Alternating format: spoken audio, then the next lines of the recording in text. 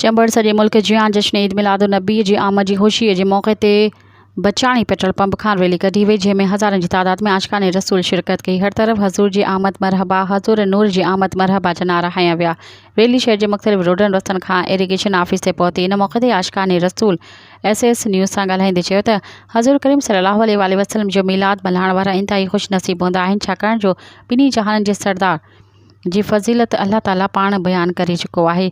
जॾहिं त हज़रत मोहम्मद मुस्तफ़ा सल्लल्लाहु अलैहि वसल्लम जे ज़ाहिरी तौरु अचण खां पोइ दुनिया मां जहालत ख़तमु थी वई ऐं सॼो आलम नूर जी रोशनी सां रोशन थी वियो। जे त रबीउल अव्वल जो महीनो भाॻनि भरियो महीनो आहे, छो त हिन भलारे महीने में सरकार दो आलम सल्लल्लाहु अलैहि वसल्लम जी आमद थी, जंहिं लाइ असां मुसलमान पंहिंजे मिठे मोहम्मद मुस्तफ़ा सल्लल्लाहु अलैहि वसल्लम जी आमद जी ख़ुशी वॾे जोश जज़्बे अक़ीदत ऐं एतिराम सां मल्हाए रहिया आहियूं। मज़ीद ख़बरनि ऐं तफ़सीलात लाइ विज़िट कयो असांजी वेबसाइट www.awamiNewsHD.com ऐं ॾिसंदा रहो अवामी न्यूज़ HD।